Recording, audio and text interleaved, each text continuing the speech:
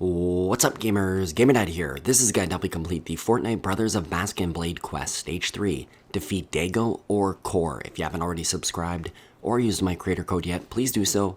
I truly do appreciate the support. So you've got two different options, defeating either of these bosses. First off, you can only defeat Daigo right off the bat.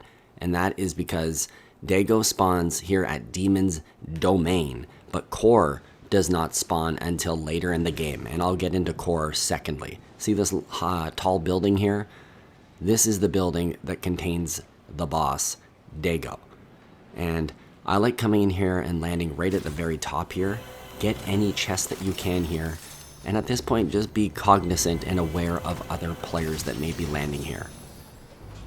Now, Daigo is not the hardest boss. You need to pay attention to these skulls that are moving around him as you come down the stairs here.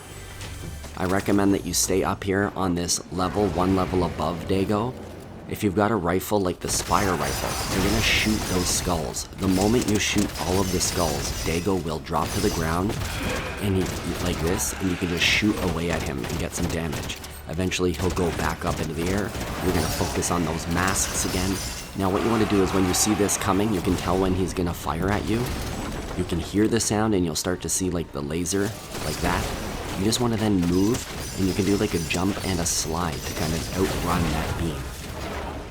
Your biggest problem here will be watching out for other players who are going to come in here as you're fighting Daigo. And just as fast as you can, shoot at those skulls, then take him out on the ground. See how I ran away? I'm going to do like a bit of a slide run under here. Take no damage and just keep moving around kind of in a square here, and just keep coming back at Daigo. And like I say, it takes a little bit of, it's a little bit hard on the nerves, but just stay there, shoot those skulls out each time, wait for him to drop, and then unload. You can always retreat to behind walls and stuff to replenish your shields or heal up. That's always a good idea.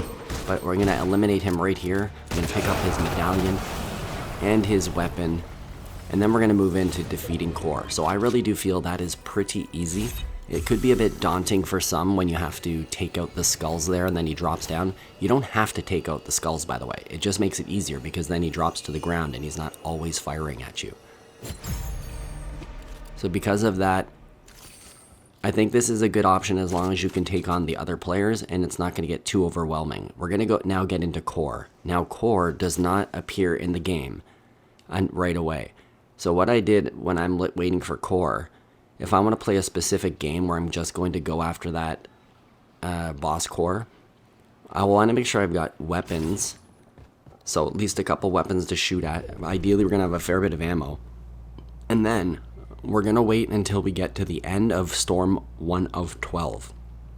So what this means is the storm will eventually close in the very first time. It'll come to this point here. Once it gets to the end of this, so you'll see there, now we're on Storm 2 of 12. You'll see there's a little symbol. It's up there by Lone Wolf Lair. It has just appeared.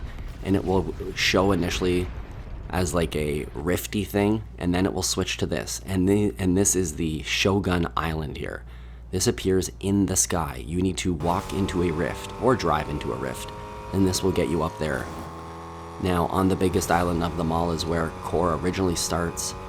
And one thing you'll have to do as well, you'll have to be aware of other players. This is one of the rifts that you will run into. This will transport you into the sky, and then you can glide. You can deploy your glider using X, and you can kind of glide in. You'll see the boss, you'll hear her, and the good thing about Core is she's not very strong. When she shoots at you, it almost even seems like she's using a broken gun. Like the shots are pretty weak and she stays very far away. So you see this white beam? That's how you know she's targeting you. You'll hear a bunch of little clicks and it literally sounds like somebody's throwing pebbles at you. Not trying to kill you like Core is apparently doing here. So I found that she was really easy, but it was a pain in the butt because she's always so far away. That, like, you want to take your time, you want to aim and try to pull the trigger multiple times. You don't want to like just hold down and fire from that far away because it's a good chance you can miss some of the shots.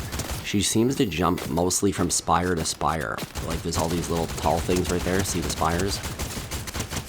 And she'll even transport towards you sometimes if you're up on a roof or something. But I like to get the high ground if possible, or at least stay behind something and hide. And then every once in a while when your health gets low, you want to retreat, go behind one of these walls, and just quickly heal up. And as you're healing up and using your shields, you just keep moving. You don't want to just stand in one place, otherwise the boss will get you. Now, she will also bring on other like henchmen or guards to help her.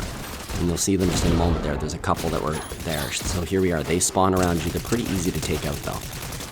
In this case, the storm can be your friend because it's early in the game. The storm does not do much damage, but if the storm comes and you haven't defeated Core yet, the storm will actually take her out, as you can see here. I was about to finish her off, but the storm ended up doing the job for me.